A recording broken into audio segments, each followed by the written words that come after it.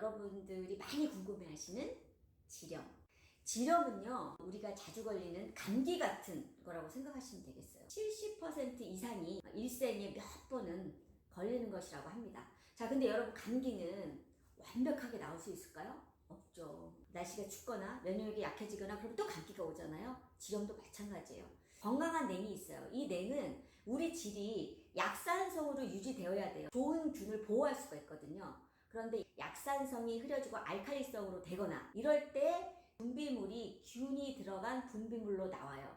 이런 그 냉의 색깔이라든가 내 상태가 지금 어떤가 그런 거를 유의하게 잘 살펴보셔야 돼요. 내가 가진 게 지금 지렴인가? 아니면 배란기 때 나오는 냉인가? 그런 거 우리가 궁금하잖아요. 자, 그럴 때 첫 번째가 냄새를 맡아보시면 문제 없는 냉은 처음 나왔을 때 고소한 냄새가 나요. 균이 있는 지렴은 좀 약간 맡기에 좀 이렇게 찡그려지는 그런 냄새가 나요. 그래서 자기 거니까 냄새 맡아보셔도 됩니다. 내 몸은 내가 제일 잘 알거든요. 그래서 냄새를 맡아봤을 때 아니면 색깔을 봤을 때 이거 좀 이상한데? 라고 알아차리는 그런 걸 좀 알려드릴게요. 제일 흔한 게 칸디다 지렴이에요. 부부처럼 나오는데 냄새가 그렇게까지 심하지 않아요. 외음부가 간지러워. 근데 여러분이 간지러울 때 손으로 긁는다든가 하면 여러분 이 손톱으로 균이 더 들어가요. 그래서 조심하셔야 돼요. 얼굴에 뭐 나면 막 긁지 않잖아요. 이게 얼굴이 겨울에 보이는 거니까 되게 조심하거든요. 근데 우리 질은 안 보이는 거니까 그냥 막 무자비하게 긁는다. 그러면 이제 문제가 생겨요. 왜냐면 질은 연약하기 때문에 상처가 생기면 균이 더 들어가기 쉽습니다. 당뇨라든가 그 다음에 항생제를 장기간 복용하시는 분이라던가 임신한 분이시라던가 이런 분한테 올 수도 있어요. 스테로이드를 오랫동안 드시는 분, 그다음에 경부피임약. 제가 아까 감기라고 그랬잖아요. 그래서 여러 가지 요인에 의해서 올 수 있는 거예요. 그래서 성감기로 전염되지는 않는 거예요. 그래서 여러분 이제 거울을 보시고 불편하시겠지만 이것도 익숙하면 괜찮거든요. 그래서 내 몸의 한 연약한 부분이기 때문에 가끔 살펴주셔야 돼요. 외음부가 빨개진다거나 그런 것도 알 수가 있거든요. 뭐 내 몸인데 어때요? 여러분 발가락도 보는데 뭐 질 하나 못 보겠습니까? 이상하게 여성들은 자신의 질을 들여다보는 것에 대해서 아무도 안 보는데 막 부끄러워하거나 뭐 무슨 자기 몸에 있는 건데도 봐서는 안 될 무슨 금지의 영역으로 생각하는 경향이 있어요. 여러분 그러시지 마시고 자신의 몸이기 때문에 사적인 공간에서 얼마든지 살펴볼 수 있어요. 그 다음에 이제 파트너가 있으신 분들은 성관계를 맺어 통증이 있어요. 네, 이런 부분을 이제 잘 보시면 될 것 같아요. 네, 칸디다 지렴은 분비물이 이렇게 하얀 치즈나 두부처럼 이렇게 냄새가 막 심하지는 않은데 외음부가 굉장히 따끔따끔거리죠.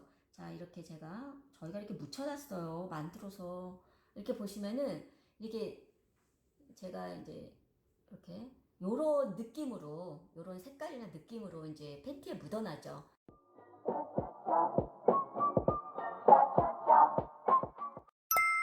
이제 두 번째, 이 트리코모나스 지렴은 약간 색깔이 좀 연두빛? 심하면 여러분 녹색이 나요. 그래서 여러분 팬티 이렇게 볼 때 냉이 나왔네? 이상해. 평소에는 약간 누런 빛이었는데 초록색이네? 그런 색깔을 갖고 있는 게 트리코모나스 지렴인데요. 영상을 보시면 비린내 같은 게 굉장히 많이 나요. 그리고 이제 대부분 성관계로 전염이 돼요. 목욕 타월이나 변기에서 전염이 되는 경우가 좀 가끔 있어요. 이거는 흔한 경우는 아니에요, 여러분. 요 놈들이 생명력이 강해요, 여러분. 얘가 금방 안 죽어요. 그렇기 때문에 여러분 치료를 받으셔야 돼요. 치료를 받는 중간에는 성관계를 하시면 안 돼요. 배우자랑 같이, 파트너랑 같이 치료를 받아야 되는 경우가 있어요. 왜냐하면 이게 성관계로 전염이 되는 거기 때문에 재발이 보이면 치료를 받으시면 돼요. 제가 또 말씀드리고 싶은 게 창피하거나 알려져서는 안 될 그런 병이 아니에요, 여러분. 제가 몇 번이고 얘기 드리지만 지렴은 굉장히 좀 흔한 거기 때문에 오히려 그냥 여러분 감기 걸렸다고 어머 창피해 나 병원 못 가 이러지 않잖아요. 자신 있게 가시기 바랍니다. 트리코모나스 지렴은 이렇게 약간 그 초록이나 연두빛을 좀 띠는 경우가 아주 특징적이에요. 어떨 때는 냉이 나와서 초록색을 잘 못 알아보면 가만히 들었다 보면 연두빛으로 변한 이런 증상을 보이고 무지하게 따갑고 가렵습니다. 이런 게 트리코모나스 지렴의 증상이라고 볼 수가 있겠습니다.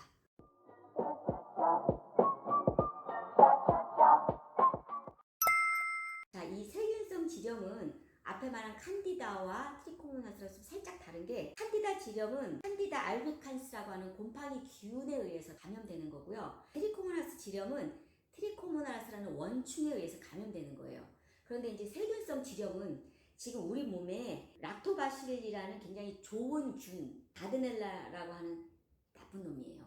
락토바실리라고 하는 이제 유익한 균을 포함해서 많은 좋은 것들이 서로 조화를 이루며 평화롭게 살고 있는데, 스트레스가 많다거나 피곤하다던가 뭔가 끼는 옷을 입었다던가 면역이 낮아졌을 때 둘이 힘을 잃는 거죠. 이 나쁜 애들이 이때다 그 득세를 하는 거죠.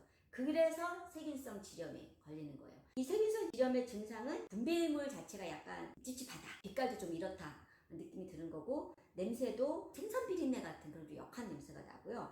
그 다음 이제 소변 보실 때 약간의 통증이 있을 수 있어요.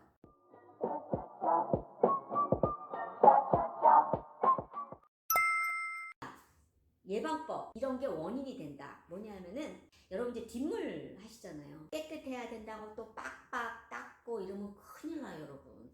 여기는 굉장히 연약해요. 제가 아까 얘기했지, 약산성. 비누는 뭐예요? 알칼리성.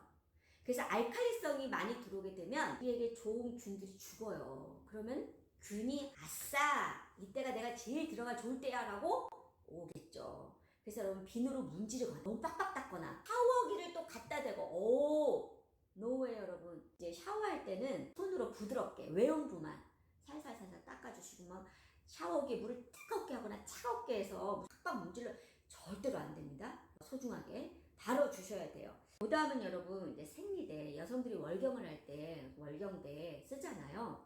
근데 이거는 이제 공장에서 나온 제품은 화학 제품 처리가 되어 있는 거예요. 그래서 여러분 학교 다니시거나 밖에 직장 다니시거나 나갈 때는 할 수 없이 이걸 쓰시는데, 집에 돌아오시거나 휴일 때 밤에는 될수록 면 생리대를 써주시면 좋아요. 이 면은 빨아서 쓰는 거잖아요. 이게 훨씬 몸에 좋아요, 여러분. 여러분 이제 팬티를 입을 때 사이즈를 고르실 때 만약에 내가 95 입는다 그러면은 넉넉하게 나온 95나 100을 선택해서 입으시면 좋아요. 지렴에 자주 걸리시는 분들은 속옷이 너무 꽉 끼거나 팬티가 이쁜 모양으로 나오다 보니까 나일론이 섞여 나오거든요. 나일론은 질이 좋지 않아요. 그래서 여러분 팬티는 면 100%된 거를 좀 찾으시면 좋겠어요. 레깅스, 꽉 끼는 청바지, 이런 게 지렴 유발의 원인이에요. 여러분 우리 몸은 풀으셔야 돼요. 좋은 옷들은 통기성이 좋다 그러잖아요. 그래서 그런 거 좀 생각하시고, 지렴에 자주 걸리시는 분들은 자신의 의복 상태를 좀 점검해 주셨으면 좋겠어요. 네, 그러면 지렴에 대해서 여러분들이 질문을 주셨어요. 일단 하나 들어볼까요? 안녕하세요. 저는 곧 결혼 예정인 예비 신랑입니다. 제 아내가 지렴에 자주 걸려 걱정인데요. 지렴과 임신이 관계가 있을까요? 아, 네. 우리 또 결혼하신 분께서 임신하고 싶으신 거죠? 제가 아까 얘기했듯이 오랫동안 방치하거나 치료를 안 할 경우에 이 정자가 살 수 있는 환경에 도움이 안 되는 경우가 있어요. 그래서 임신을 하고 싶으시면 일단 지렴을 먼저 치료하시고 그렇게 하시는 것이 좋다고 생각됩니다. 네, 그 다음에는 또 어떤 분이 저희 상담실에 이제 써주신 것이에요. 자위가 지렴의 원인이 되나요? 자위 이퀄 지렴은 아닙니다. 근데 왜 이런 고민을 하시느냐? 자위를 할 때 방법이 문제예요, 여러분. 여성의 질은 굉장히 취약해요. 그래서 세균이 자주 침입할 수 있는데, 세균이라는 것은 오염된 것이랑 또 친하잖아요. 그래서 예를 들면 깨끗이 않은 손이라든가 내지는 어떤 물건, 이런 것들에 닿았을 때 세균 감염의 위험이 있고요. 도구를 넣는다 이럴 때 상처가 혹시 난다거나 그럼 이제 세균이 침입할 위험이 있어요. 그렇기 때문에 자위하면 지렴, 이것은 아니고 자위하는 방법이 문제가 되겠습니다. 그리고 이제 마지막으로 질유산균 먹으면 지렴이나 날까요? 이렇게 말씀하셨어요. 자, 제가 아까 이거 시작할 때 감기 얘기 드렸잖아요. 우리가 면역력을 높이는 보약도 드시고 기능성 어떤 것도 드시고 하지만 감기가 완치될 수는 없잖아요. 지렴도 마찬가지예요. 질유산균을 막 먹는다고 해서 그거 다 낫습니다, 그것을 말씀드리기가 없는 거예요. 물론 어떤 분의 질의 환경은 그 유산균과 딱 궁합이 맞아서 도움이 많이 되는 경우도 있고요. 유산균이 또 브랜드가 되게 여러 종류잖아요. 그래서 어떤 것이 나랑 맞는지도 제가 말씀드릴 수 있는 것은 아니고요. 제가 의학적으로 이게 좋습니다, 드세요 할 수는 없고요. 어떤 분은 도움이 되고 어떤 분은 또 아닐 수도 있다 라고 말씀드릴 수 있겠습니다. 모든 병에 공통적인 처방이 있어요, 여러분. 바로 운동과 식생활이에요. 여러분, 지렴이 좋아하는 게 뭔지 아세요? 단 거예요. 단 거 너무 많이 드시면 그 염증, 균들이 굉장히 좋아하거든요. 내 식생활이 건강한가? 그리고 내가 적절하게 운동을 하고 있나? 최고. 그다음에 이런 예방법이 제일 돈 안 드는 방법이에요, 여러분. 그렇게 해서 하시고 적절하게 병원 돈 받으시고 또 원하시는 분은 적절하게 유산균 같은 것도 드시고 이런 종합적인 방법으로 나의 질, 나의 소중한 몸을 여러분 치료도 하시고 예방도 하시고 그래서 잘 보존해 주시길 바라겠습니다. 여러분 감사합니다.